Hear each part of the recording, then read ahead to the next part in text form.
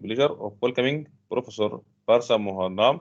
Professor Partha Mohanram is a professor of accounting at University of Toronto, Canada. He is a deputy editor-in-chief of contemporary accounting research and serves on the editorial board of the Accounting Review and the Review of Accounting Studies. He obtained his PhD from Harvard Business School. He has published extensively in the areas of financial statement analysis, valuations of gross firms, cost of capital, and executive competitions, earning management, corporate disclosure. Now we will start our seminar with Professor Parsa. Mohammed, thank you. Thanks a lot for inviting me to present, and thank you all for from coming for the seminar from all over the world. So to everybody, welcome, salam alaikum, namaste, and I look forward to your comments. So I was just talking to Mohammed.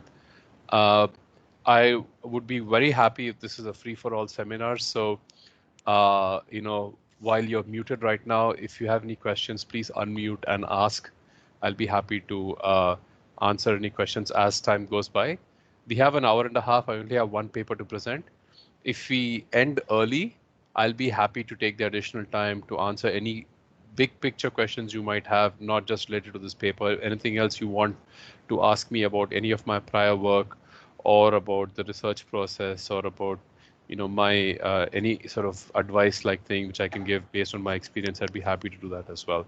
Okay, I am going to not use PowerPoint. I'm using this PDF so that I can actually write on this. So I'm just going to, I hope you guys can see this. So the title of this paper is The Role of Social Media in the Corporate Bond Market, Evidence from Twitter. So this is co-authored with two people. One is Ellie Bartow from NYU. So Ellie and I were colleagues many years ago, and we have many papers together. And Lucille Forel at Arizona State. So Ellie, Lucille, and I have a paper on Twitter in the equity markets published in Accounting Review 2 years ago. So this is a follow paper to that. So let me briefly talk about social media. So the rise of social media is one of the most interesting developments in the internet revolution. And obviously, there's been a lot of attention paid on the role of social media in a variety of issues. Like, for example, it's had a big impact on politics. It probably, changes the outcomes of elections and so on. But if you just focus on things which concern us as academics in accounting and finance, it's had a dramatic influence on capital markets. Okay, it has increased the amount of information available and introduced a new source of information, which is peer-to-peer sharing of information. In addition to creating new information, it has also increased the speed of propagation of information. And the last point I want to make here is it has probably led to what I would call a democratization in the creation and propagation of information. It's not just the well-connected financial intermediaries who control this. It's like every ordinary investor also has both access to and the ability to create and propagate information. If you think about why social media sources like Twitter might be a useful source of information to capital markets, you can think of four broad reasons. The first is this concept called the wisdom of crowds, which basically says that the information provided, if you aggregate information coming ground up, right, from ordinary individuals, you might actually end up with better information and make better decisions than what any individual member can do, or even experts. So it's a very old concept. It goes back to the late 19th century when there was this British scientist called Galton, and he carried out experiments where he showed that in these country fairs, when you ask people to guess the weight of a cow or any of these, farm animals, the guess of an expert was not as good often as the average of the weight of the guesses of every person in that fair. So people will be all over the map. Some people will be way above and way below, but the average guess was actually closer to the reality than the guess of an expert. And essentially, what you need is you need a crowd and not a mob. So the crowd has some wisdom. You have diversity of opinion, you have independent opinions, and you have this decentralization, and then finally this process of aggregation. The second reason why Twitter might be a useful source of information is there is a lot of research, especially in operations research, which shows that diversity, a diverse group of individuals, often outperform a more homogeneous group of individuals. This is a paper by Hong and Page, which we cite in our original paper. Now, so what this means is, firstly, Twitter apparently has one of the most diverse user bases compared to other social media platforms like Facebook or Instagram or whatever. So the source of information is coming from very, very diverse sources, and therefore some of that diversity will be reflected in the aggregation process as well. Twitter also, the people on Twitter are independent. When you're talking about a large mass of people, we're not talking about people who are connected to the company or connected to short sellers or any such thing. They might be part of the whole thing, but they're going to be a small proportion of the entire aggregate. And finally, Twitter being a very, very short format medium might be an ideal way of propagating breaking news. So like, something very immediate, you want to get a short and punchy message across, Twitter is the way to do it. Now, prior research on social media and capital markets has largely focused on how firms use social media for their investor relations, for their disclosure. So you had a paper by Blankspore et al., and then you had a recent paper, you also had an earlier paper by Jung et al., which looked at how companies are using social media to add to their investor relations and disclosure. There's also been a lot of information on how the aggregate, a lot of research on how the aggregate information from social media can predict the aggregate behavior of markets. Like, for example, papers which say that the aggregate sentiment on Twitter might predict the way indexes move, like, stock markets as a whole or stock market trading volume and so on. Okay. There's Curtis and all have a paper where they show that social media activity essentially has an impact on the pricing and mispricing of news. So for example, they find that when there's a lot of social media activity, you have higher earnings response coefficients and lower post-earnings announcement drift. That is, it actually leads to better investor attention. And finally, you had a paper by Chen et al., where they don't really look at social media per se. They don't look at things like Facebook and Twitter and message boards and so on, but they look at Seeking Alpha. So Seeking Alpha obviously is a little different because it's still user generated, but it's longer format, people uploading full research reports and stuff. And they show that Seeking Alpha actually provides research that adds value. It predicts earnings and stock returns. Now, I have to spend a little bit of time talking about my earlier paper, which I'm sure some of you are familiar with, but it's possible that some of you are not. So in our paper published in TAR in 2018, this paper was different because unlike other papers, we were focusing on the impact of social media at an individual firm's level. So for example, if you're somebody who's following Apple stock, right?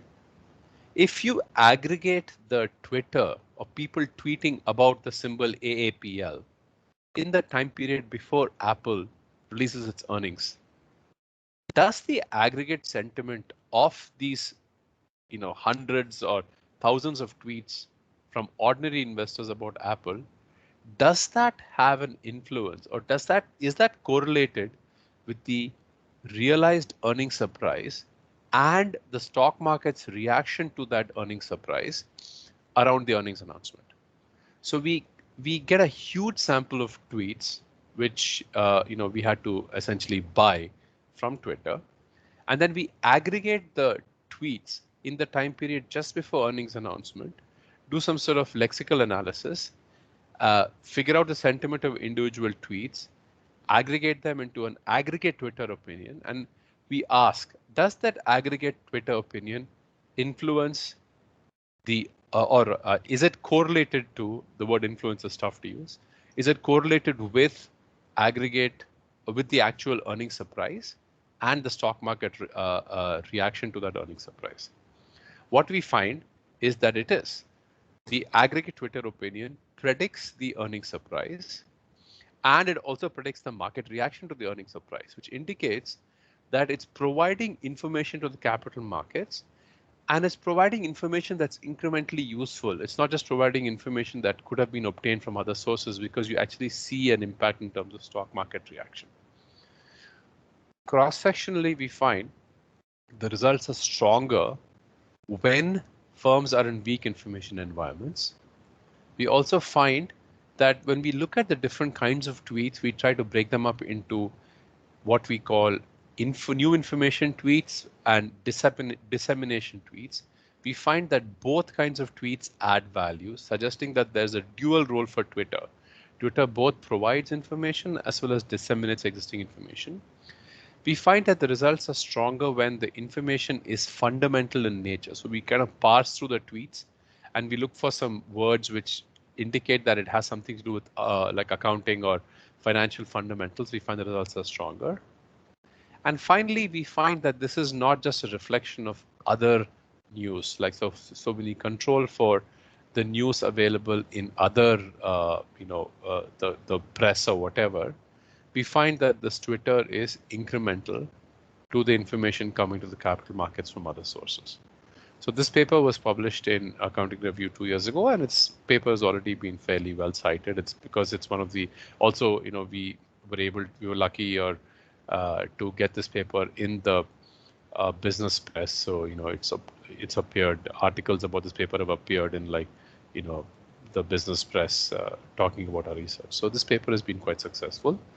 So this paper, which we are working on right now, is a follow-up to that paper, where we decide to look at the impact on Twitter and bond markets. Now, let me tell you the genesis of why we worked on this paper. So it wasn't the case of, hey, we've done this in equity markets, let's see if it works in bond markets. I mean, that's a very cynical way of looking at it. But the reason why we looked at it in particular was one of the findings in our previous paper was that information from Twitter seems to matter more when that information is negative. Another way of looking at it is negative information from Twitter just has more credibility. Positive information doesn't necessarily have credibility. And this is consistent with people who've done lexical analysis. They find that the positive words don't seem to have much predictive power. Negative words have predictive power. So this, in a sense, logically asks us to think about the potential usefulness of Twitter information for debt markets, because we know debt markets or fixed income markets tend to be much more negative information focused because there's a limited upside, this asymmetry. Debt has a limited upside, but has, a very significant downside. So people are much more focused on negative information as far as debt markets are concerned.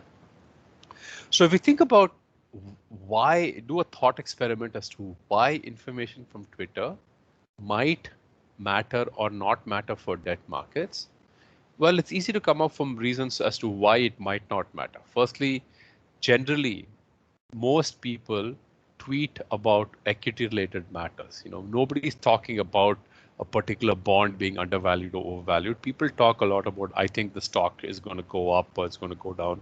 So the information and the attention is much more equity focused. Okay. Secondly, bond investors may not necessarily care that much about the underlying fundamentals of the firm.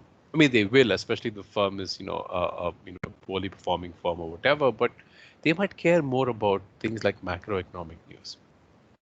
The third thing is bond investors tend to be, in general, more sophisticated investors.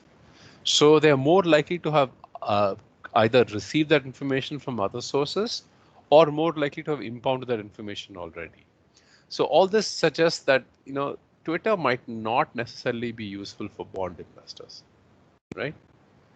But countering that, the first is the point I've already made. Our prior research has essentially showed that the negative information is much more credible on Twitter, which means that there may be a role for this Twitter information for debt markets. Second, there have been papers which have shown that debt investors, sophisticated as they might be, they can also be irrational. So Bojraj and Swaminathan, 2009, essentially have a paper which shows that there is an accrual anomaly for debt markets, which is kind of strange because you think, debt markets should be extremely focused on cash flows and they should understand the difference between earnings and cash flows, but, apparently not. So all of this, leads us to believe that it's not automatic that just because this stuff matters for debt markets, equity markets, it should matter for debt markets. And that's why this is the focus of our current paper. Partha, Samir, could it be the case that the bond contract that we are writing are incomplete, or they are not perfect, and that's why bondholder will seek additional information, So they're writing a contract, but that contract, information-wise, is not complete, Okay. So, I mean, like realistically, it's impossible to write a complete contract where we can, Right. So, so like the need for Twitter from a bond market perspective is like realistically, it is impossible to write a perfect contract, And that's why they kind of seek additional information that could come from Twitter. I think that's a good point. So this actually helps us. So you're saying that this is another reason why Twitter might actually be useful. So thank you for that. So it's like, it's like that revelation principle, Right. analogy from the financial market, like the capital market. It does not exist in the contract we write with bondholder. Right. So basically, it's like the uncertainty around the bondholder care about the uncertainty around future cash flow. Right. And when they write a contract, they try as much as they can to write a contract where that uncertainty is reduced. But we know, like realistically, it's almost impossible. Right. So right. so that's why they might be seeking. It's like information seeking. Right. Absolutely. So but the question is why is social media and Twitter the right place to seek? So the answer to that could well be that bondholders also tend to be sophisticated, so they're more likely to look at new and innovative sources of information. So something like Twitter might be a natural, like for example, there is a lot of research which shows that anecdotal research which shows that there are companies which create real-time social media sentiment feeds and sell them to institutional investors. So, maybe bond investors also being sophisticated might also have interest in something like this. So, again, so the basic point, this part is important for us, especially in this paper, because one of the criticisms of this paper, and I have received this criticism because I have presented it, is all you're doing is you're showing what you have shown for equity in debt, and therefore it's not interesting. And I actually would disagree with that. So if you remember, there was a paper, and some of our tests in our paper are motivated by this other paper. There's a paper by Easton. I think it's Easton, Monahan, and Baswari, 2009, which talks about the role of accounting information in bond markets. So essentially, the paper is very simple. They show that bonds react to earnings news. Bonds react more when the news is negative. Bonds react more when the bond is speculative and as opposed to a normal bond, and so on and so forth. So all they're saying is accounting fundamentals matter for bonds, and they matter in a way that ties into the sort of specific nature or non-linearity associated with bonds, like the greater importance of negative information and so on and so forth. So just as their paper was not an obvious paper, you can argue that it should have been, but it wasn't, and it's pretty highly cited. I would argue that our paper does the same for this new source of information and bond markets. Okay. Partha, So, yeah. So sorry, this is Emma from University of Waterloo. So I have a question regarding like the data set itself, because when you're like kind of mentioning the sentiment, so you got like kind of the handles or tweets for the bonds, and you said that you had to purchase the APIs from Twitter themselves, right? Yes. Can you Yeah, just can we wait? Can you hold off on that question for a bit? So, let me just talk about the research question and stuff. And Go when ahead, I get the please. data, please feel free to interrupt me at that point, or I will remember. Go ahead and ask your question, but I'll answer it at that point. Yeah. It's like the part of like kind of how you're handling, like, because you can extract the data backward up to 3,200 tweets from Twitter based on like the handles that you're having, or you can have a fire hose and a decay hose or an API and extract data nodes as you want from Twitter. So that's the part. However, you will not have the sentiment unless like kind of that's like you want a deal of how many people retweeted, whether they're investors, whoever stakeholders that you're looking at. So my question was, when you're talking here about the sentiment, which was the same question for Samir when he was mentioning that, can we assess the positive or negative sentiment with a specific bond based on this tweets? Like we're doing similar research at Waterloo, so I just want you to please elaborate more on the sentiment part and the data set when you're mentioning that, please. Absolutely. Absolutely. I'll try to do the best I can. Just to answer one part of it, the sentiment has nothing to do with the bond or the equity, right? So right now, each tweet, we simply use some sort of lexical analysis to identify the sentiment for each tweet. So like say one person says dollar symbol AAPL should have a strong quarter. I saw big lines outside Apple Store or something like that, right? So we have a program which reads that and says that this is a positive or a negative thing. Yeah. And it does that for each and every tweet. And then it adds up this thing across all the tweets for a given firm at a given period of time. And it basically nets out the positive versus the negative and says that net there is a positive sentiment or a negative sentiment for this firm right now. And then it's a simple question of, does that positive or negative sentiment towards that firm, does that translate into a positive or negative surprise for that firm? That's what we did in the previous paper. What we're doing in this paper is, does that positive or negative sentiment for this firm, does it have implications for things that debt holders care about? So we looked at things like, probability of default. We look at bond returns. We look at changes in CDS spreads, and we look at upgrades and downgrades towards, credit rating. So I'll discuss that when we talk about the research question. But then when we talk about the data, I'll try to answer that question in slightly more detail. Thank you. Okay. So basically, our paper has 3 research questions, and we have a few cross-sectional tests on some of these research questions.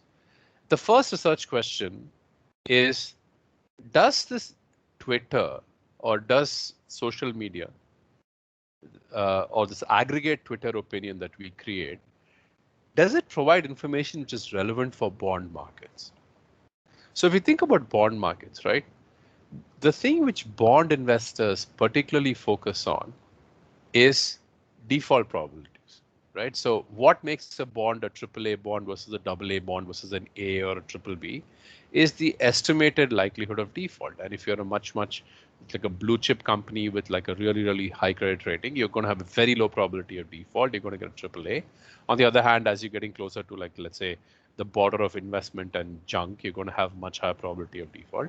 So the probability of default or changes in the probability of default are what determine the change in the value of a bond, for instance. So this is like the most important salient piece of information for bond investors. So the simple question we ask is, does aggregate Twitter opinion predict future changes in default risk? So for example, if the Twitter opinion for a given firm is negative, does it mean that the default risk is likely to increase in the future? Now, default risk can be measured in a variety of ways. So we have 3 measures we use in our paper. Basically, we use the Altman Z-score and the Olsen-O score, which is like well established and has been around for a long time. And we also use a more recent method, which is basically based on the Black-Scholes-Merton model.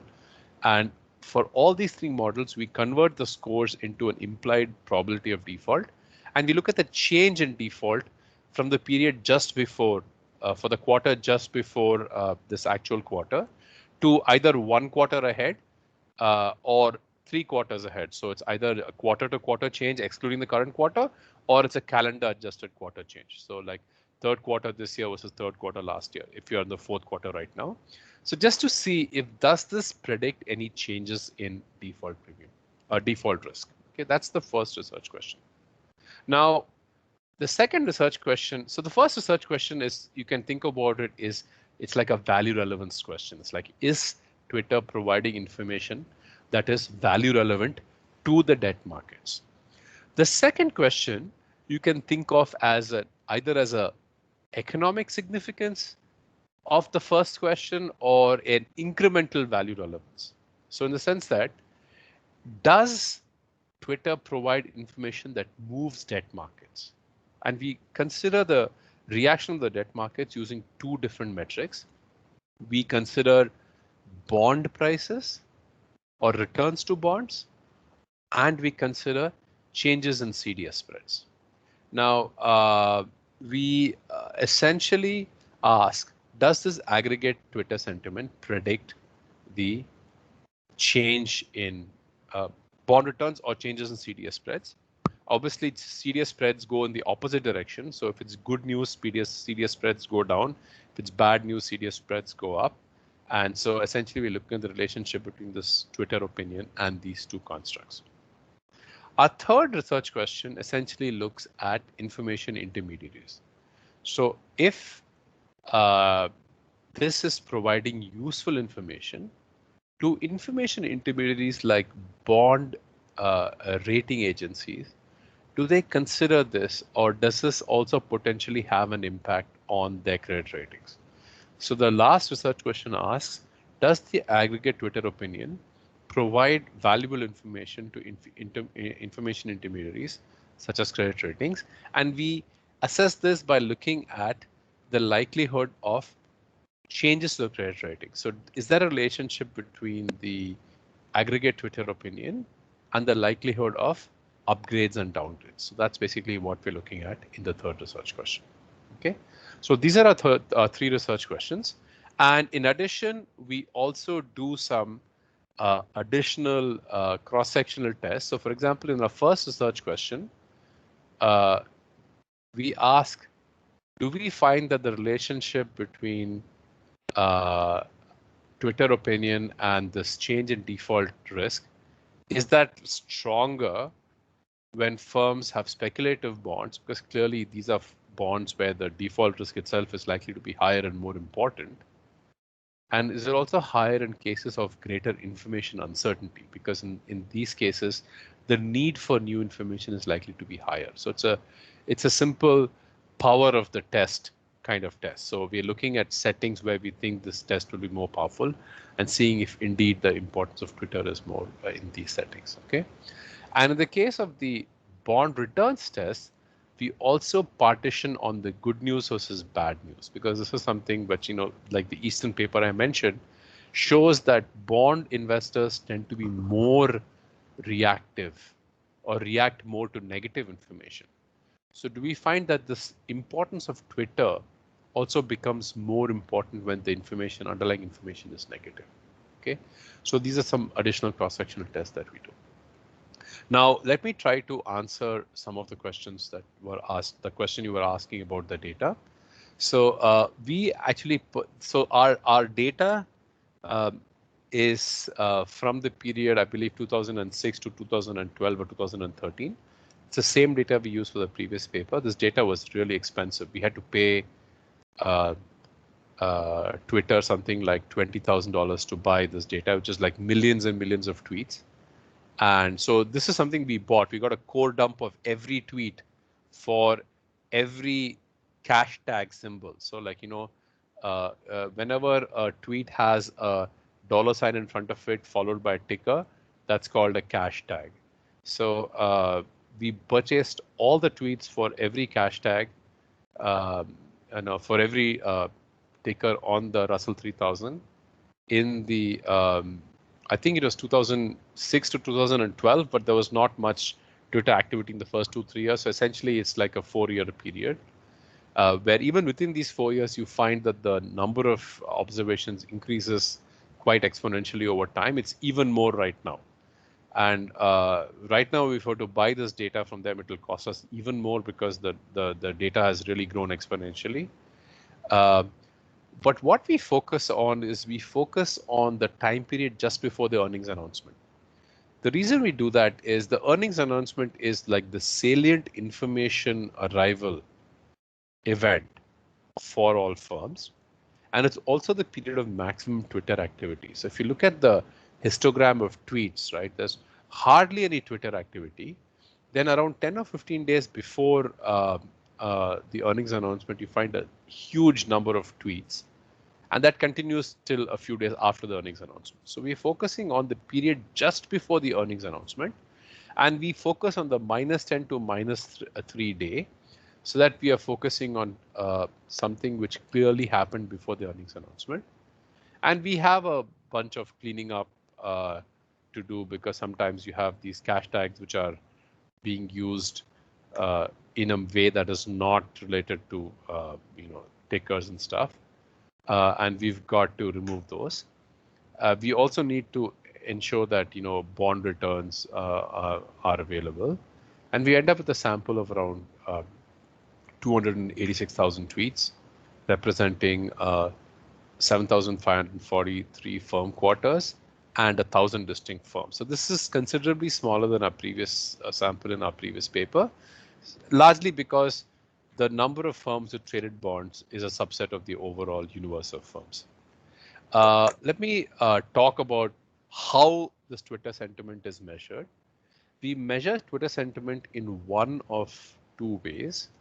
One is what we refer to as OPI. By the way, we call this Twitter opinion variable OPI, and we have two versions of it, what we call OPI base and OPI vocab.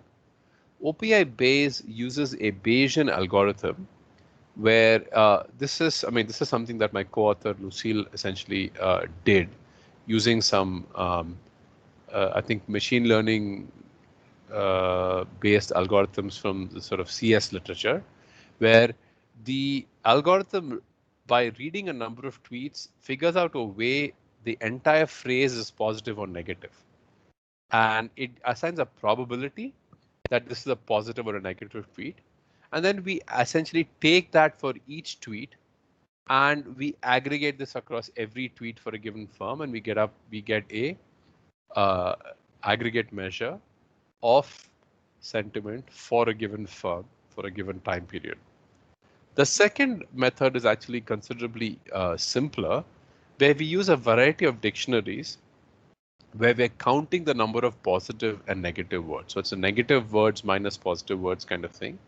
And we are counting them, and then we're aggregating those counts across all the tweets for a given firm, because it's quite possible that somebody had something positive to say and somebody had something negative to say.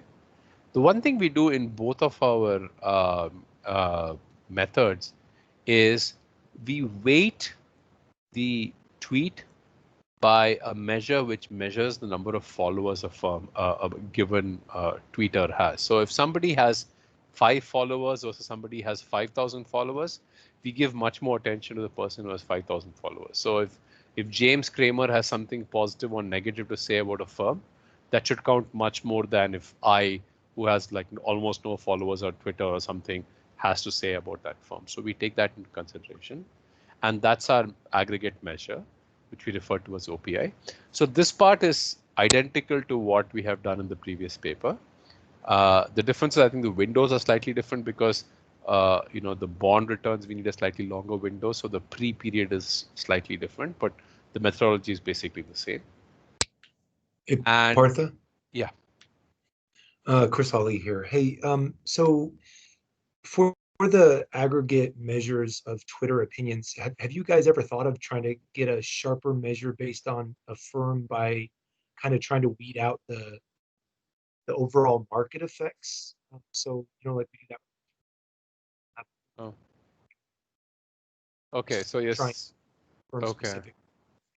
See, know you already use this method in your other paper, but it seems to me like this could be measuring a lot of just underlying economics in general at the industry or even the whole economy, and not necessarily firm specific stuff. See, I think if you are looking at an overall sample of tweets without focusing on cash tags, I think this would be a valid concern. So for example, if you're just talking about tweets in general and people are just tweeting about the economy and stuff, certainly this is a concern. We got to take out the sort of average macroeconomic sentiment kind of thing. But we are very much focused on tweets around earnings announcements. So generally speaking, most of these tweets are firm specific. So very rarely do you find anything which is macroeconomic. So I see your point. I think the point is certainly valid, but probably less of a concern in our setting, simply because of the nature of the information. Because you can see that, like, for a given firm, the interest in tweeting about that firm increases dramatically in the time period just before the earnings announcement. And generally speaking, it's firm specific. But you're absolutely right. So firstly, there could be a industry effect, because we also know that firms tend to release earnings announcements reasonably kind of close to each other in a given industry and stuff. So it's possible that there's a sentiment there. But I think this is a valid point. But it's probably fair to say that this works against us. So yeah, I think so too. I think if anything, it works against you. But I mean, again, the more I think about my own comment, right? Like, we're talking about bond, and we're talking about the negative side here. And so even if it is an industry negative effect that's affecting, again, all the firms in the industry, you still care whether or not the firm's going to default or not, right? And so ultimately, maybe adjusting the market effects doesn't matter. There may not be that many tweets in that, because our windows are reasonably well defined, right? And they're very short. So there may not be that many tweets coming about the other firms because they'll have different windows. So they will not have that many tweets there. But certainly this is something which is worth looking at. So yeah, I think it's a fair point. I'm not going to get into the technical details of how we measure bond returns. There's a huge literature in finance about, dirty bond prices and clean bond prices and all stuff I don't understand. But my co-author did a fantastic job of making sure that our bond returns actually measure bond returns, because bond data tends to be, in general, much more messy, much more difficult to use compared to equity, largely because of the fact that bonds aren't traded very often. There's liquidity issues, there's data issues, and so on and so forth. Also, we have to consider what happens when you have multiple bonds, given that we have Twitter sentiment only at the firm level. So we have to do some sort of weighting and so on and so forth. So I'm not going to get into the technical details. We also, by the way, that's the second reason why we use CDS spreads, because the literature on fixed income has essentially shown that if you want a measure of default risk and the market's view of changes in default risk, CDS spreads are a much better measure than bond returns. So bond returns could have other factors going on, like callability and this and that and stuff. So, changes in liquidity and stuff, which may not necessarily have to do the fundamentals per se. So that's why we look at CDS spreads. So I'll just very briefly go over what our research design is and try to present some results, and so that we can have a discussion about the paper and its results. So our first research question, the dependent variable is this change in default probability. And like I said, we measure it in one of two windows. Either look at the quarter before to the quarter after, or the quarter before to the 3 quarters after. So we get a sort of calendar adjusted measure. And we measure this prob variable using one of 3 methods. One using the Altman-C, one using the Olson-O, and the third one using this Black-Scholes and Merton model. And the key variable here is this, what you see here, this OPI, okay? So this essentially says, does aggregate Twitter opinion, which is being measured in the period before the earnings announcement, does that predict changes in default risk? So does this predict something which bond investors care about? Okay.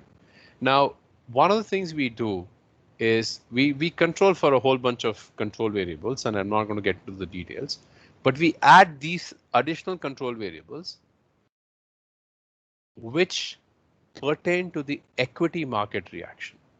One of the things we are particularly careful about, and we have to be, is we want to make sure that what we are saying is not just a reflection of equity returns in the bond markets. Like, if all we are saying is bond markets also react to news which the equity markets have reacted to, then there's really there's nothing new or bond specific that we have shown. So we try to control for the equity market reaction and say that, yes, controlling for the equity market reaction, it looks like this is actually providing some additional information that bond investors care about. Okay, so what we expect is we expect this coefficient on beta 1 to be negative. That is, positive sentiment implies a reduction in default risk, while negative sentiment implies an increase in default risk, right? So that's our first research question. And our second research question, essentially, like the dependent variables obviously are independent variables are similar. The dependent variable is either bond returns or change in CDS spreads. And if Twitter is relevant, we expect this beta 1 variable to be positive for bond returns. And I must say, it should be negative for CDS spreads because they go the other way around. Okay. And like the first research question, we also control for the contemporaneous equity returns by looking at both the forecast error as well as the equity reaction to the earnings announcement. And our third research question essentially is some sort of we do it as a multinomial logit where you can either have an increase or a decrease. Is there a reaction change as far as intermediaries are concerned? Do we find that they are more likely to upgrade or downgrade a stock based on the information they're getting from social media such as Twitter? So if Twitter influences the ratings, we expect this coefficient to be greater than 0 in the sense that you're more likely to upgrade and less likely to downgrade. And we kind of do this in a single regression, but we're estimating both the upgrades and the downgrades together, and it'll become a little clearer when I actually see the results. Okay. Now, just very briefly, we obviously we end up with using a very small subset of the 10 million tweets that we buy, simply because we have to focus not just on the entire year but on the earnings announcement period, and also we're looking at the subset which actually has Twitter, actually has bonds. So we are ending up with a sample of around 1,000 firms, which is like a quarter of all firms, and around 7,500 firm quarters in that 3 or 4 year period. As you will see, the number of tweets sort of increases quite dramatically over time. It's simply, it's kind of, at least compared to the earlier versus later, you find that it's much more towards the later part of the sample because that's the way the Twitter grew in popularity. I would love to have continued this using more recent data, but like I said, the data is just prohibitively expensive, so we just using the data that we have. There's nothing particular about the industry classification. The industry classification is a little different for this sample compared to our earlier sample. In the earlier sample, we had lots of firms in the high-tech industry and those kinds of sunrise industries. We have a lot right now, but less so because those are also less likely to have fixed income, less likely to have bonds, so we have a little less there. But it's nothing noteworthy here. Just want to show you some quick descriptive statistics just to introduce a variable. So these, I apologize if the font size is small. You also have the actual paper, so you can hopefully follow along. This is our 2 opinion variables. These are the 3 the probability variables, and as you guys can see, they measured either Q1, Q-1 to Q+1 or Q-1 to Q+3. Okay. Bond returns and CDS spreads are all measured over a short 5-day window around the earnings announcement. Upgrades and downgrades are also measured either in the Q-1, Q-+1 or Q-1 to Q+3, 2 different ways of doing it. You see some control variables. So I'm not going to spend much time on this. Let's just get to the results if we can. Okay. So again, I apologize for the small font. The first research question is, does aggregate Twitter opinion, does it have a correlation with changes in default risk? So what you see here is 3 measures of change in default risk. One of them is based on the Z-score, one of them is based on the O-score, and one of them is based on the Black-Scholes model. 2 ways of measuring Twitter opinion. You can either do it using the OPI base or OPI vocab. And 2 windows. You can either do it in Q1 to Q-1 or Q-1 to Q-3. So, but what you can see consistently is in all specifications, whether we use a short window or a slightly longer window, whether we use Altman Z or we use the Olson O score or we use this Black-Scholes probability, and whether we use the OPI base or OPI vocab, you find a consistent negative relationship between opinion and this change in probability. So what this essentially tells you is at the overall, we find that Twitter potentially provides useful information that is relevant for fixed income investors because it seems to predict changes in default risk. One thing I forgot to mention is we run this regression both with and without controls for equity market reaction. So what I'm showing you right now is the results with the controls, but we start off by showing you the results without the controls and then add these controls. The results weaken slightly, but they're still, as you can see, they're highly significant in all specifications. Now, the next thing we do is we run some cross-sectional tests. Do we find that in settings where we think this information is going to be more salient, is it actually more important? So, for example, for speculative bonds, clearly default risk is much more important, right? Because you're really worried about the firm going bankrupt. If you have a AAA rated firm, this may not be that important for you, but if the firm has a lower rating, it's likely to be much more important. So is that actually the case? So that's what we do in our next cross-sectional test.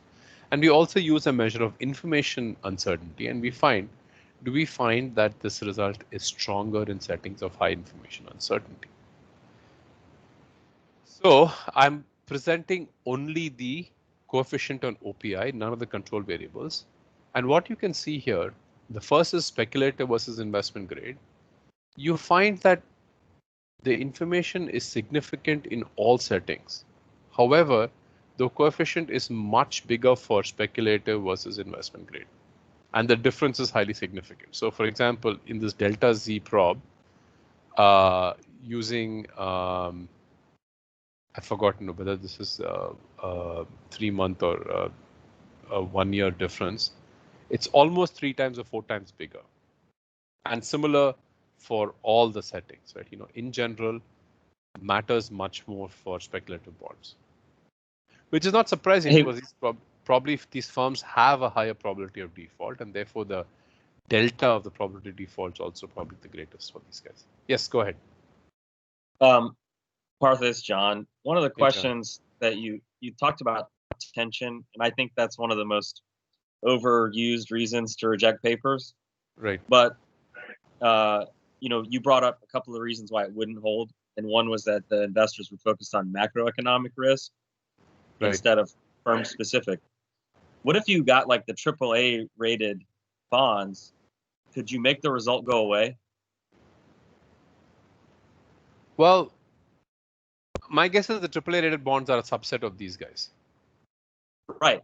So I'm saying, can you focus on the ones that should be that there's really no credit risk issue, and show that it doesn't work there, and then And I guess what I'm saying is when you offer tension, if you can test it and show that it doesn't hold in those. Basically, yeah. So what you're saying is go one step further. Within the investment grade, if you can separate out AAA from the rest, you should find that for the AAA. See, I mean, I can't guarantee that it won't work, but what if I show you that it's much weaker there?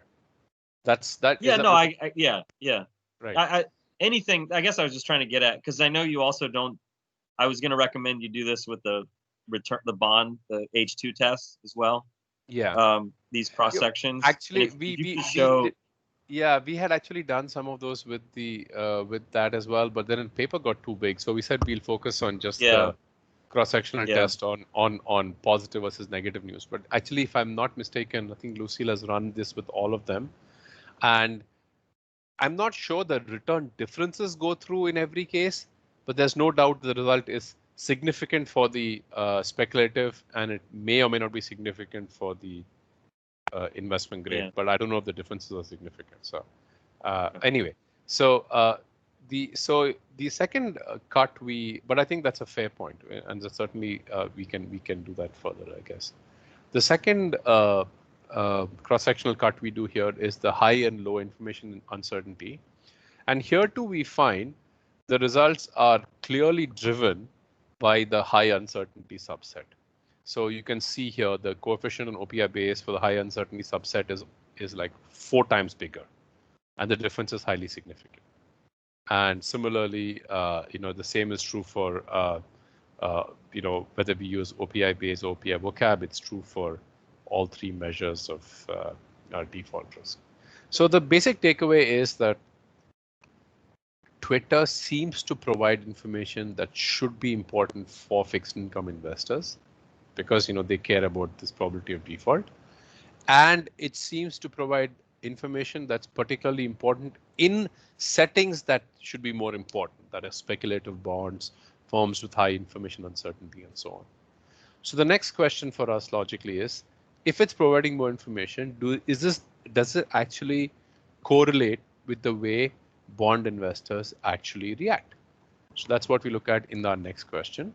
So Hi, bro. Yeah. Sorry, can I ask a very quick question for the table given the all result for the first research question? It took my attention that all control variables are insignificant. I'm not sure if this is something to worry. All of them are. That's a fair point, but as you can see, these two are not insignificant, right? The stock market returns are actually highly significant, because that's important, right? So there is no stars. Sorry, yeah. Okay, but in case if for the all variables are not insignificant. It's just that we have so many. No, we didn't put stars on any of them. Yeah, because our table will be overrun with stars. We put stars only on the variable of interest. Yeah, I got it right now. Yeah, that's fair. Thanks. So many of them are actually significant. It's just that we don't focus on it. Okay. Yeah, I have a look right now on the test. Yeah, 2 statistics. Yeah, got it. Thanks. Okay, no problem. Yeah, I mean, I guess we could have gone with stars, but this table is so difficult to read as is, and you try to put like 500 stars there. It starts look like it looks like the night sky in like the desert or something. So, you won't be able to see anything. So, okay.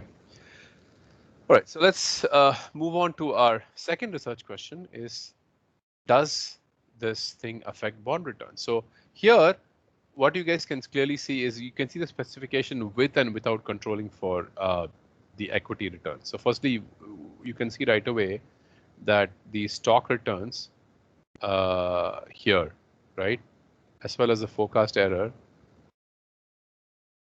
especially the stock returns, right, strongly influences bond returns. So bond returns are influenced by stock returns. But even controlling for stock returns, as we do here in these settings, right, we find that this OPI variable is strongly positively correlated with bond returns. Now, obviously, you will see the coefficient declines from 0.042 to 0.037 and from 0.073 to 0.06 when we control for equity returns, but it's still highly significant. So it tells you that there is a reaction in the bond markets, which is consistent with bond markets paying attention to this Twitter opinion. Because, by the way, we are controlling for equity returns. We're also controlling for the information coming from other media sources, which is this Raven Pack opinion. You can see that, and we're controlling for the magnitude of the earnings surprise, which is this forecast error. And we find that controlling for all of that, the markets react to this Twitter opinion. Now, the one cross-sectional test we do present here is it the case that this reaction is stronger when the earnings news is negative versus positive? Now, how do you measure whether earnings news is negative or positive? We simply use the forecast error, saying that if the forecast error is negative, it means the firm had a negative earnings surprise, and therefore it's bad news. If the forecast error was positive, it means they had a positive earnings surprise, and therefore it's good news. So you can view this as a bad news sample, and you can view this as a good news sample. Now, what you can see clearly is the results are entirely driven by the bad news sample, and in fact, they are insignificant for the good news sample. So this is actually a nice result for us because this is completely consistent with the way you'd expect bond markets to behave. Bond markets, and this I will even try. I will tie it into the point that Samir had made earlier on, that bond investors are looking for something to fill out their information mosaic, and they're more likely to do this when the information is bad, because that's when it actually hurts them. If its information is good, it just means that you're going to get paid your interest or you're going to get your capital back. There's no good news beyond that. But if the information is bad, you're really worried about how bad is it going to get? Has the probability of default gotten much worse and stuff? And therefore, you're more likely to look at alternate sources of information, and at least our result seems to be consistent with that. We do the same thing with CDS spreads.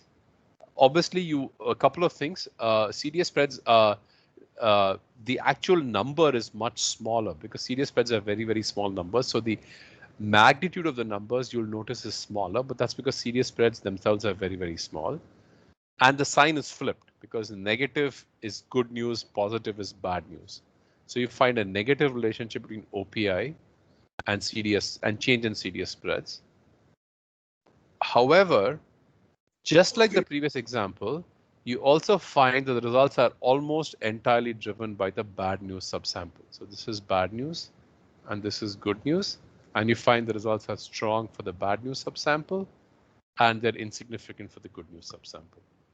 Okay, so the results are clearly consistent with the way you would expect the bond markets to behave.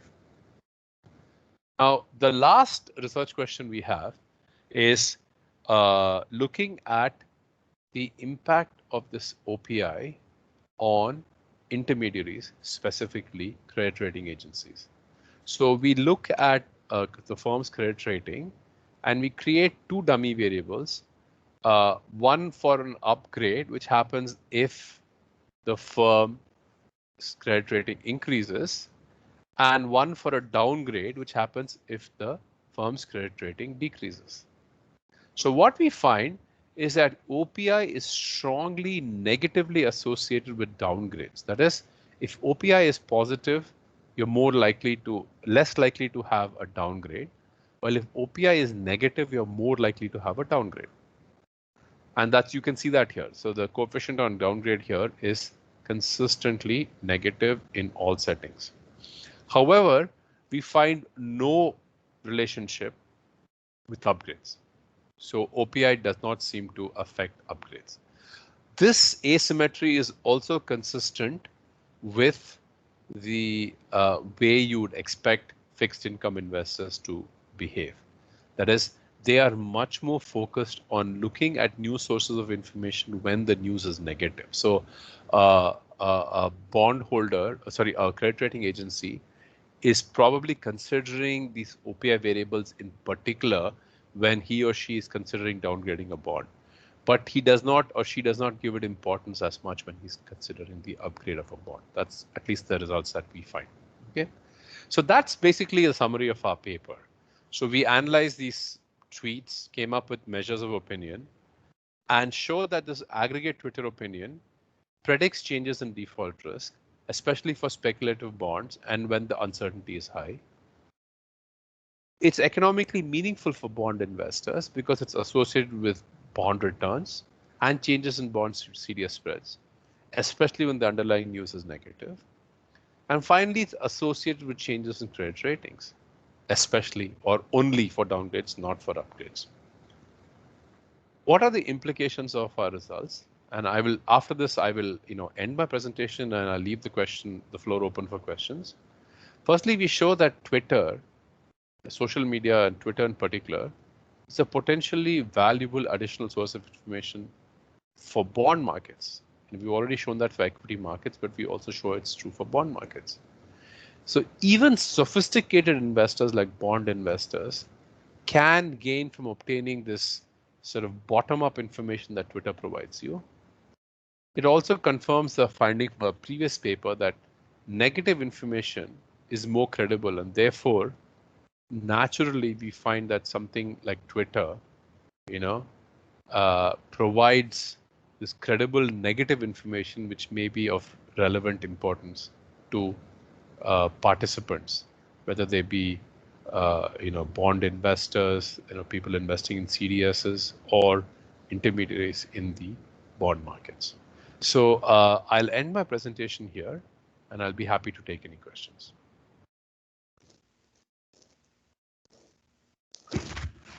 Partha, have you seen? Have you seen how the bond market assess positive versus negative tone? Is it like it's like that conservative, like asymmetry in assessing negative tone versus positive tone. So, and the bond market might, because now you establish that Twitter is useful for bond market. The thing is that how it is useful, one way of assessing how it is useful is to look at positive versus negative, and my guess is when there is a negative coverage, it's going to be like an asymmetry in the bond market perception. So the bond market will highly react to a negative versus positive. I completely agree. The reason why we didn't do this is we've already shown this in equity markets. Yeah. So we've shown this in equity markets in our previous paper, and so I take it for almost granted, like automatic, that it's going to be true in bond markets, because in fact we use that to motivate why this information is likely to be useful in bond markets, and all our results, right? For example, the fact that it doesn't affect upgrades, but it affects downgrades, right? Bond returns do not seem to matter when the news is good, but they seem to matter. So OPI seems to matter when the news is bad. It's completely consistent with that. So I think what you're saying is absolutely true. The reason why we didn't bother showing it is because we thought it's obvious, and it comes from our previous paper. So. Yeah. Thank you. Any other questions?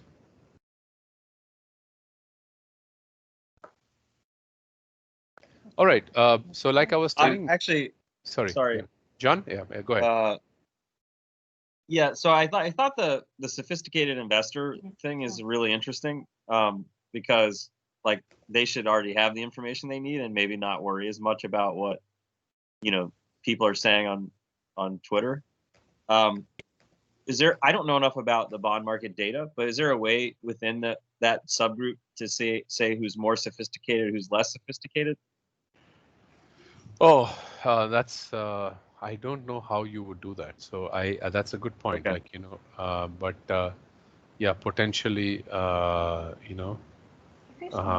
partition the bond investors. Well, if you look at some of our,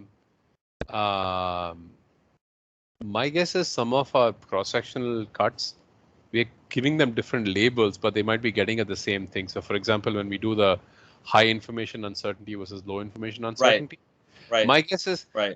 Here is a deal. My guess is, actually, I don't know how that goes, right? Because I'm going to throw the question back at you, John. Who buys junk bonds? Smart guys. Yeah. Yeah, that's what. Like I said, I don't know, right? Because but then who buys like blue chip AAA bonds? Also smart guys, right? Like people who buy it, retail investors rarely buy bonds at the bond level, right? At best, they're doing it through a bond fund or a bond ETF or something like that, right? So, so there might not be enough heterogeneity for you to exploit. Yeah, and it's not possible for us to. Because I was thinking it would be interesting either way if you found that it was concentrated in the more sophisticated bond investors versus less. I think in either way it would be interesting. Okay, you know what? I'm going to throw this to my co-authors and see if there's something we can do to try to understand the sophistication of bond markets and stuff, right? Because even if you could validate that they were all really sophisticated, that would even further make your finding really interesting. Yeah. See, I'll be honest with you. So the biggest stumbling block for this particular paper is getting over the perception that all we're doing is taking a result in the equity markets and trying to show it in the debt markets. And that's not what we're trying to do at all, because I think it's not at all obvious that what is true in the debt markets, equity markets, should be true in the debt markets. The markets are inherently different. The investors are inherently different. The nature of information and the information that investors care about is also different, right? So I don't think it. Certainly, the two are correlated, because good news for a stock or bad news for a stock is potentially good and bad news for both debt and equity. But the relative importance of the good and bad and so on and so forth is very, very different, right? So. Yeah, no, I totally agree with you. They're different, and that's why I was just thinking in terms of the only ways to get around that would be, number one, for the places that you said there's reasons why it wouldn't cross over, to show that it doesn't cross over there, and then secondly, these unusual results, like sophisticated investors relying on anonymous people on the internet when they're supposedly as sophisticated. I think that's an interesting result, and you can't really get that in the equity market. Well, yeah, but to be fair, it's not. We're not saying that. So because we show that in our previous paper as well, right? And even in the equity markets, you can argue that why the hell are Fidelity and all these guys looking at what's going on Twitter? It's just that I think in an extremely competitive investment landscape, especially as availability of data and the ability to parse data and incorporate big data and stuff in your analysis has gotten easier and cheaper. Everybody's doing it because everybody's trying to make sure that they aren't left behind and they have an edge and stuff. So the question is, why is everyone doing it? Because people are looking for ways to get ahead. So I'll give you an example. For example, there was this Christina Zhu, I believe, who's in the Stanford PhD, who's at Wharton, right? Her PhD thesis was using geospatial data to see how crowded parking lots are in stores, right? And using that to determine whether that's going to have an influence on the earnings surprise in the next quarter. I may be misstating it, but basically, if you go to Home Depot and you have a satellite photographs of all the Home Depots which show the parking lots are full, right? And next quarter you find the parking lots are not as full. So this kind of information you're not necessarily going to get it from Wall Street Journal or an analyst report and stuff. So you need some unique, different perspective. Similarly, if somebody tweets and says, "Hey, the new iPhone 12 is coming out, and I noticed the lines in the Apple Store are not as long as they used to be," that tweet is probably as important as some guy on CNET giving you the review of that, provided it's credible, of course. So this is the kind of stuff I think that social media provides, and that's why it's potentially useful. Hello. Yes. Sir, I'm Anil from India. I wanted to know whether the study can be applied in Indian capital markets. Your study. The study can be applied anywhere, like any capital market which has fixed income, which has equity, which has Twitter. So what you need is you obviously need a critical mass of people who are actually tweeting about a stock. So the wisdom of crowds requires two things. It requires wisdom and it requires a crowd. Okay. So and especially if there is no guarantee of wisdom, you require a crowd. Like, so in the sense that, hope things cancel out. If the Twitter market is not deep enough, if there aren't enough people tweeting about stocks and stuff, or if the Twitter market is, or the number of people tweeting it's highly manipulated. It's just like, the companies tweeting out their own stuff or people tweeting on behalf of the company, then you can argue that this stuff is not likely to work. But I think certainly this stuff can work anywhere. So the only problem is you'll have to make sure that you have the data available and Yeah, so I guess technically you can get tweets on Indian stocks as well, but I don't know how widespread this practice is. And I don't know if the hashtag symbol works for Indian tickers and stuff. I don't know how that actually works, but potentially, absolutely. Why not? So, Partha, this is Samir. I really like your paper, by the way.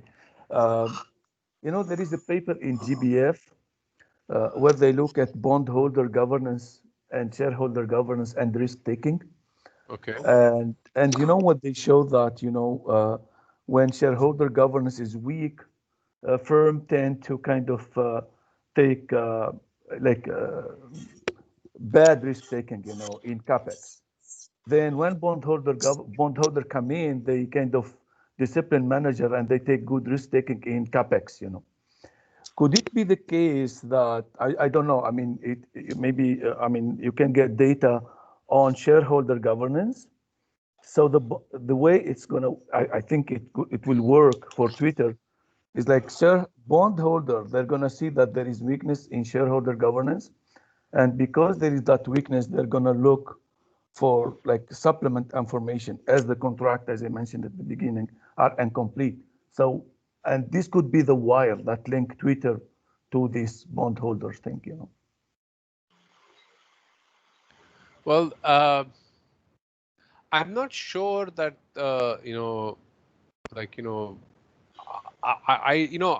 we could certainly look at that, but I don't know if we say that this is the governance tool. That might be too far, but certainly information environment. You can argue information environment is also part of the governance, overall governance structure, right? So certainly what we find not only in our paper but in the previous paper as well is when the information environment is weak, alternative sources of information like Twitter seem to matter more. Yeah. And that's true in this setting as well, because we show that when information environment is high, this thing seems to have greater predictive value. That's true in this setting as well. So certainly that's true. Yeah. I want to ask a question, please. Go ahead. First, I would like to thank you for your informative presentation, and I would like to ask about what about the relevance and reliability of information obtained from Twitter and the accounting standards and the regulations and requirements of obligatory disclosure and optionally or optional disclosure. Okay, so firstly, I want to make one thing very clear, right? None of this is disclosure by the firm. We are not talking about the firm saying anything on Twitter. This is just you and me, ordinary people talking about the stock on Twitter. It's complete freedom of information. It's like people going on Twitter and saying, I expect $AAPL to have a bad quarter because I think iPhone 12 is a flop product or something like that. It's people making tweets like that. Okay, so there is absolutely no firm. There may be, but it's likely to be one out of millions of tweets. So we are talking about tweets from ordinary people. So by law, there's no law. I mean, people can say whatever they want. It's freedom of expression. Now, there's going to be some people saying wrong stuff, misleading stuff. There's going to be some people saying correct stuff. But the whole theory of wisdom of crowds is you aggregate everything together. If the wisdom of crowds holds, the truth is going to be larger than the falsehood, and the net is going to be informative. That's what it means. Now, what are the implications for disclosure?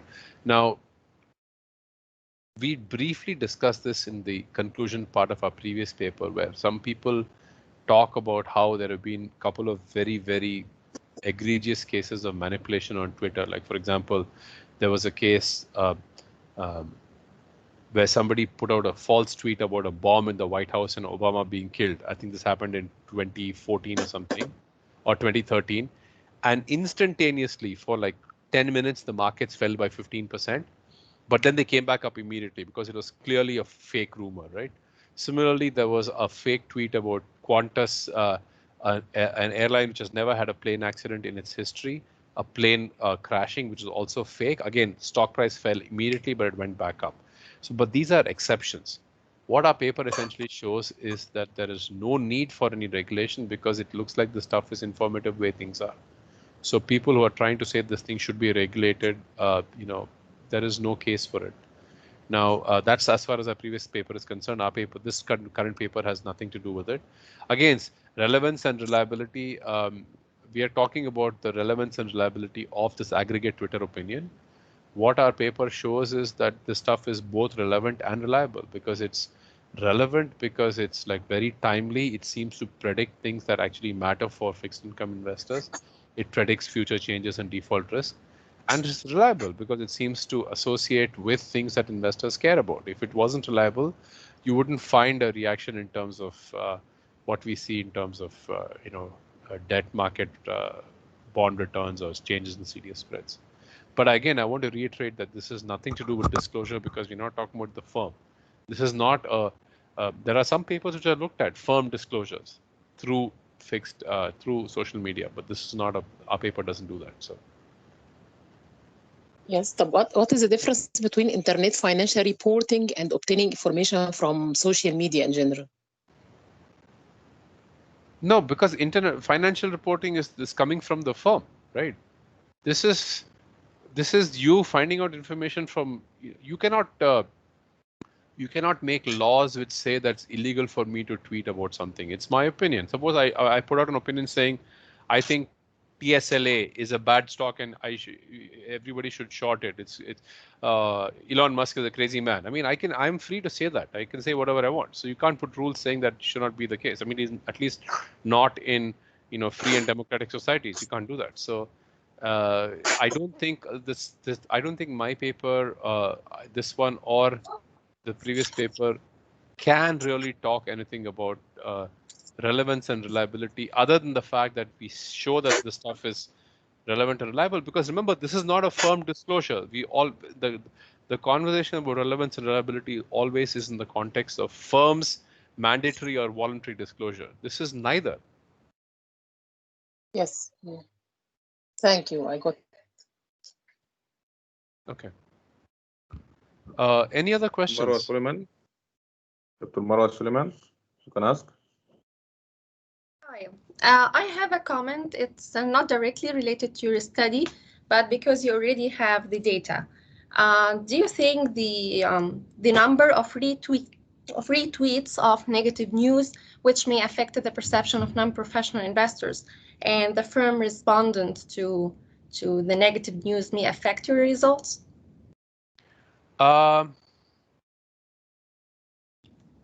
If I'm not mistaken, I think we differentiate between original tweets and retweets in our analysis. But we're talking about a very, very short window here. So, I don't know how it's going to affect our analysis. But if memory serves me right, we do differentiate. And we do this. We may not do it in this paper, but in our original paper, we distinguish between original tweets versus retweets. And we found results are true for both original tweets as well as retweets, partly because, like I said in the early part of my presentation, what we show is that Twitter can be both a source of information as well as dissemination of existing information. So a retweet would be an example of the latter. Okay, thank you. Yep.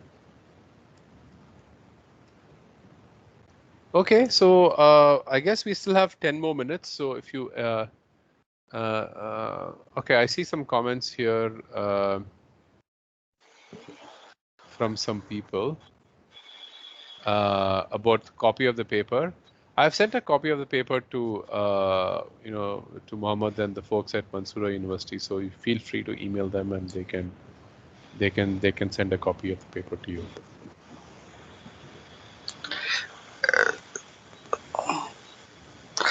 Sir, what is sentiment analysis? What do you mean by that? Like it's like you describe the word, you use words which are positive or negative in nature. So Right. is it that? Is it that? Huh? So we did it two ways. One is we use this word counting method where we actually count the number of positive and negative words, net the two out, and then aggregate them across all tweets for a given firm. That's our variable called OPI vocab, which basically says that on average people are saying positive or negative things about a given firm. The other one does not consider words, but considers the phrase as a whole and attaches the probability, which says that, okay, there's a 75% probability that this stuff is positive and there's a 25% probability that's negative, or whatever the case might be. And then it aggregates these probabilities across every tweet and says that, okay, net, the sentiment is, this much positive and this much negative and stuff. So those are our two methods. That's what we call sentiment analysis. Thank you very much. Prof. Can you hear me? Yeah. Thank you very much for the Yes, presentation, Professor. I think it's a very interesting area.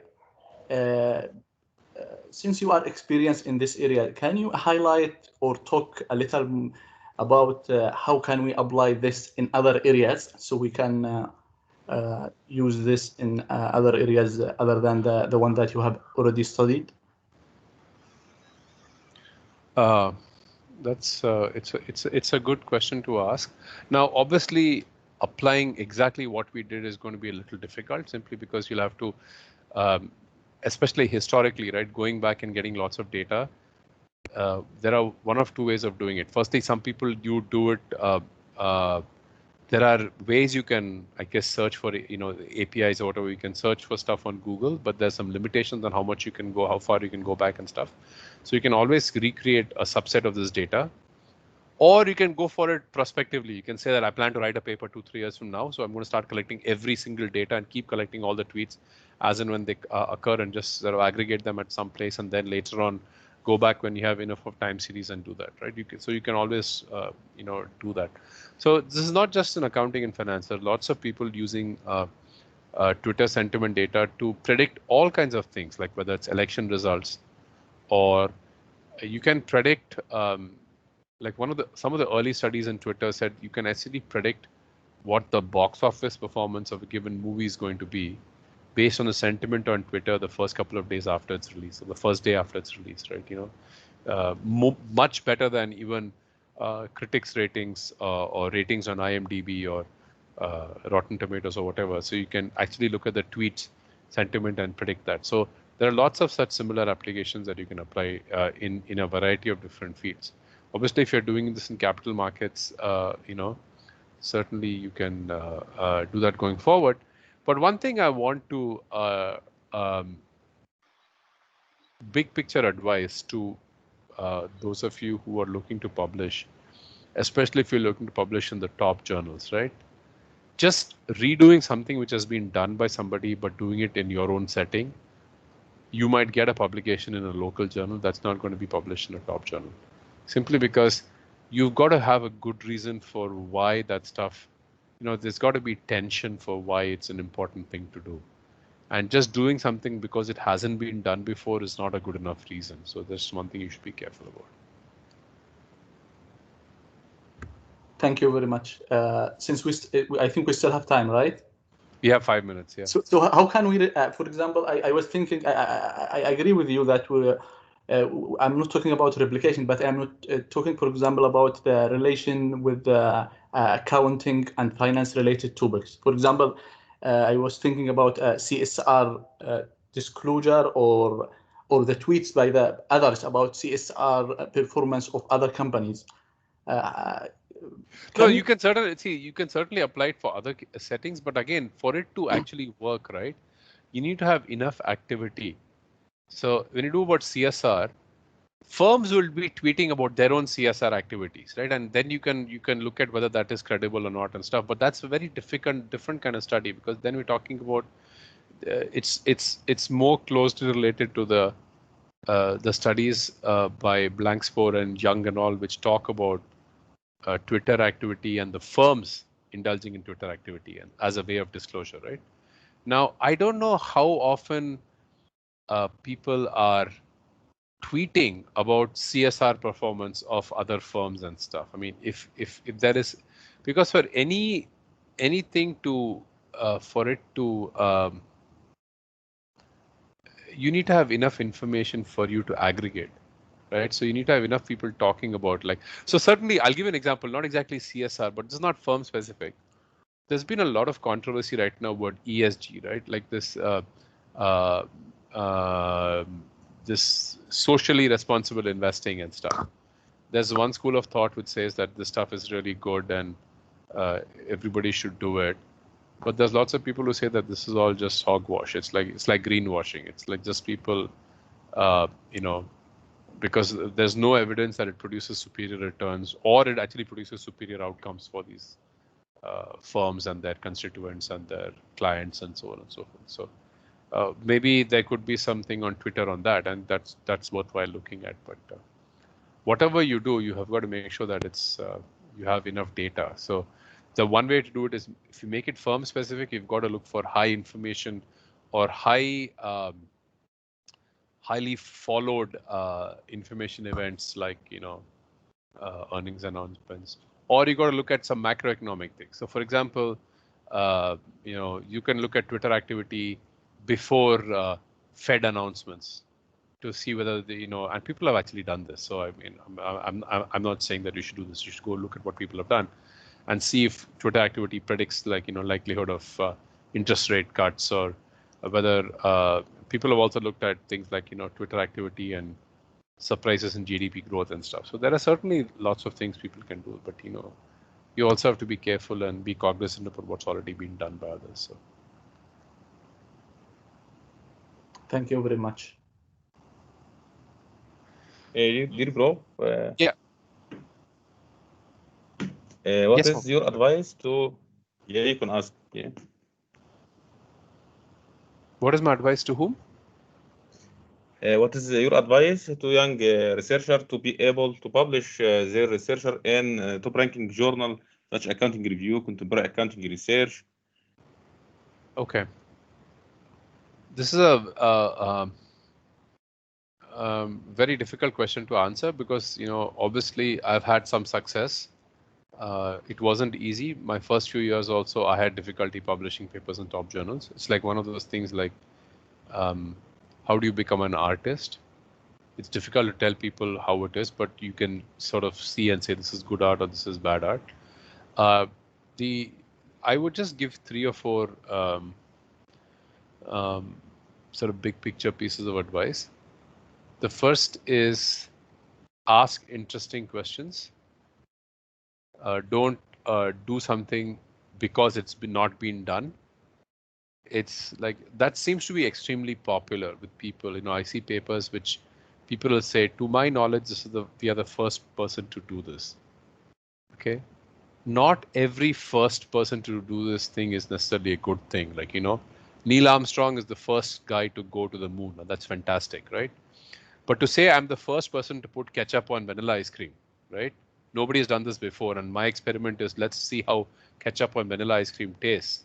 That's not necessarily a good experiment to run. It's probably going to taste like crap anyway. So you have to ask interesting questions where it matters what the answer is. Ask interesting questions. Make sure your paper is well executed and well written. And these are all 3 are important. You need to ask good questions. You need to make sure the paper is well executed. You need to make sure the paper is well written. And especially if you're in a international setting, you should not, if you can exploit the uniqueness of that international setting in a way that matters to researchers, not just where you are, but researchers anywhere in the world. Right? I'm not an expert on international research. I've actually done almost no international research. all my research has been very, very North American capital markets focused. And unfortunately, that's the sort of bias in most of the top journals, but not necessarily, because there's a lot of people now publishing papers on, let's say, research in emerging markets or research in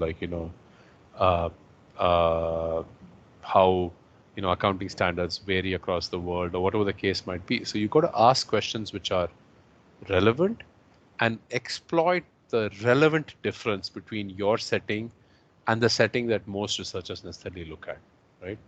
That might be the way to go. And the last thing is, when you have opportunities to collaborate with people who have experience of working in top,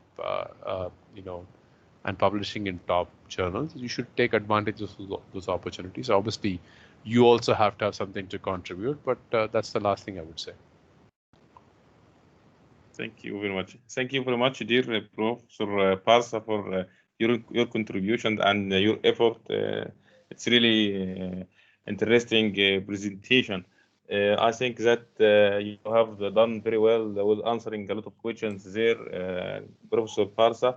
So thank you very much indeed. So all that remains for me to say is thank you everyone that joined us, and I thank you very much for taking the time out to present to us today, Professor Partha. It's been really appreciated.